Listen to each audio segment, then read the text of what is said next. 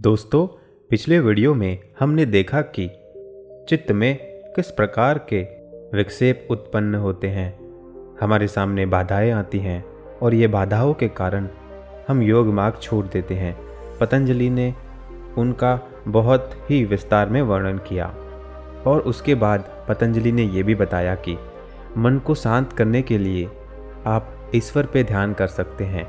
ईश्वर यानी कि ओम पे ध्यान कीजिए, ओम का उच्चारण कीजिए तो आपका मन शांत हो जाएगा। लेकिन उसके अलावा और दो सूत्र हैं जिनमें उन्होंने मन को शांत करने की और दो विधियां बताई है। आइए आज उन्हीं दो विधियों को समझेंगे।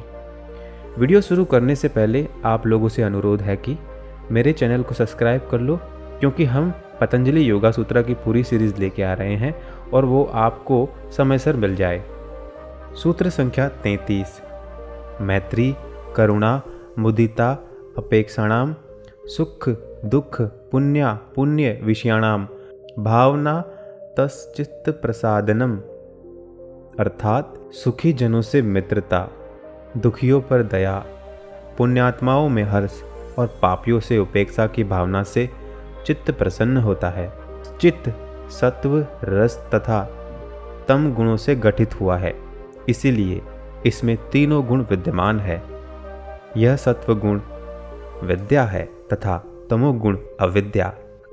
सामान्य मनुष्य में दोनों विद्यमान है। इन दोनों गुणों के कारण ही चित्त में वृत्तियां बनती है, जिनकी तरंगे मनुष्य जीवन को प्रभावित करती है। तमोगुण व्यक्ति विपर्ययी कहलाती है। अनेक जन्मों की भोग वृत्ति के कारण निर्मित संस्कार मनुष्य को सदा भोगों की ओर आकर्षित करता है। इसका मुख्य कारण है अहंकार।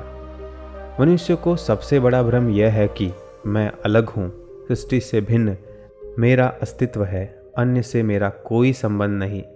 यह सृष्टि एक इकाई नहीं है, बल्कि अनेक इकाइयों का संगठन मात्र है। इसी अहंकार के कारण कई धर्मों ने आत्माओं को अनेक मान लिया है।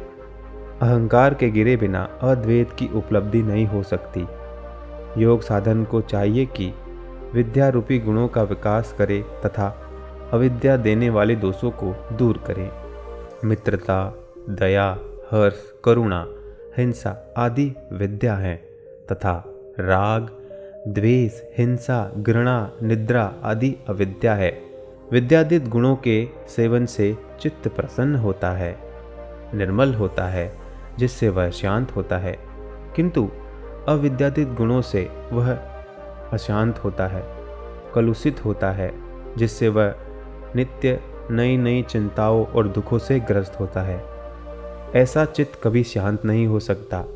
ये अविद्यादित दोष केवल व्यक्ति के अहंकार को तुष्ट करते हैं, किंतु उसे आत्मज्ञान से वंचित कर देते हैं। जो मनुष्य दूसरों को सुखी देखकर ईर्ष्या करता है, वह स्वयं दुखी होता है। वह दूसरों की निंदा आलोचना करता है, तिरस्कार व घृणा करता है, हिंसा करता है।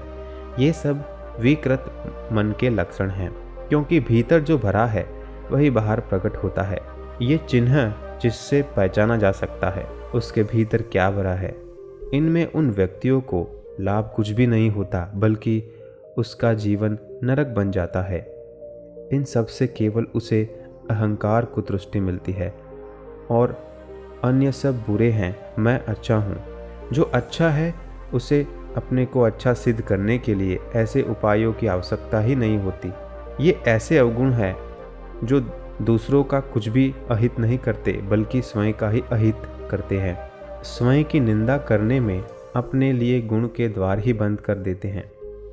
हमेशा निंदा, घृणा, ईर्ष्या से भरा चित्त भी वैसा ही हो जाता है, क्योंकि उसके सारे संस्कार, विचार एवं भावना से बनते हैं।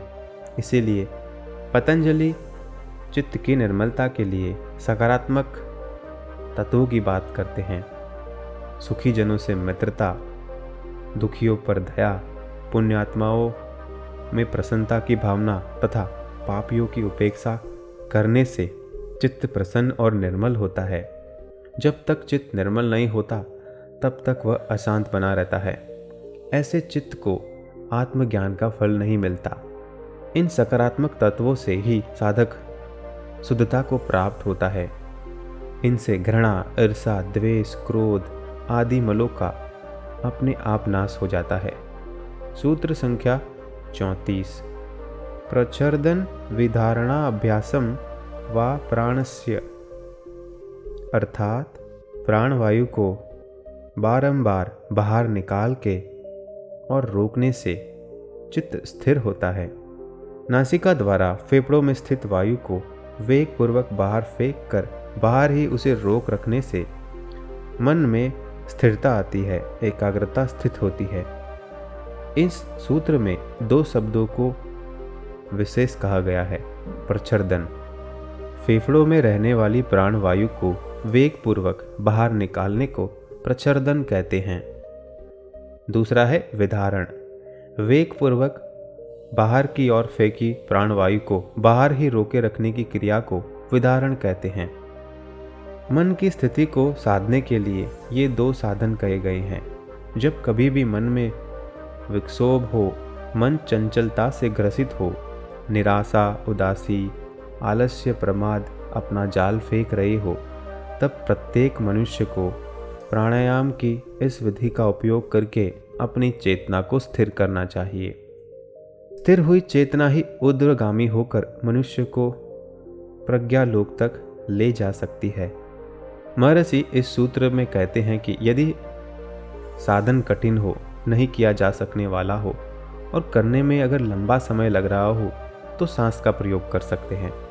प्राणवायु जो श्वास के द्वारा हम भीतर लेते हैं तथा बाहर छोड़ते हैं, उसे बारंबार बाहर निकालकर तथा थोड़ी देर तक बाहर रोके रखने का अभ्यास कीजिए। यह एक प्राणायाम की एक ऐसी विधि है, इससे चित्त निर्मल एवं शांत हो जाता है। इस विधि में सुखासन, सिद्धासन, पद्मासन में बैठें, रीढ़ की हड्डी सीधी रखें, कमर सीधी रखें, गर्दन सीधा रखें, फिर श्वसन गहरी भीतर खींचें तथा उसे नाभि तक ले जाएं, फिर उसे जोर से बाहर फेंकें, फिर उसे थोड़ी देर बाहर ही रखें। उसे बाह्य कुंभक भी कहते हैं। पेट को भीतर की ओर दबाएं जिससे अधिकतम वायु बाहर निकल जाए, फिर गहरी सांस खींचे व फिर छोड़ें। इस क्रिया को बार बार करने से विचारों में परिवर्तन आता है तथा नाड़ियों का दूषित मल बाहर निकल जाता है, जिससे चित्त प्रसन्न एवं निर्मल होता है। क्रोध भी शांत हो जाता है। इस प्रयोग को धीरे धीरे बढ़ाएं, पहली बार अधिक समय में नहीं करना चाहिए। आइए अब समझते हैं मन और प्राण अर्थात वायु के बीच में क्या संबंध है। हमारा मन हमारे प्राणों की गति पर निर्भर करता है।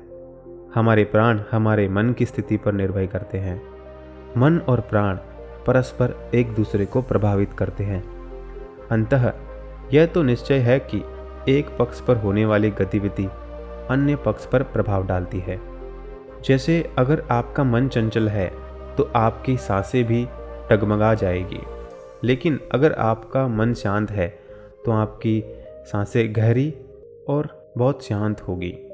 गतिविधि यदि प्राण और मन को संतुलित करने की हो तो दोनों के ऊपर सकारात्मक प्रभाव पड़ता है और यह गतिविधि या प्रक्रिया विक्षोभ पैदा करने की होगी तो विपरीत एवं नकारात्मक प्रभाव पड़ेगा। जब साधक प्राणों के आयामों से प्रच्छर्दन एवं विधारण का प्रयोग करता है तो प्राणों के इस प्रकार के स्पंदन से मन भी उसी लय के साथ समाहित होने लगता है। मन भी तीव्रता के साथ हिलोरे लेता है और फिर दृढ़ता के साथ स्थित हो जाता है। इस तीव्रता में मन सोचना बंद कर देता है, जिससे मन की चंचलता, अस्थिरता, सोचना, व्यर्थ की चिंता आदि सब कुछ खत्म हो जाता है और मन अपनी स्थित अवस्था को प्राप्त करता है। तो दोस्तों, इस वीडियो में पतंजलि ने 2 बातें कही। सबसे पहले उन्होंने कहा कि सुखी जनों से मित्रता कीजिए, जो दुखी हैं उन पे दया कीजिए, पुण्यात्माओं में हर्ष कीजिए और पापियों के साथ उपेक्षा कीजिए, इससे चित्त प्रसन्न होगा।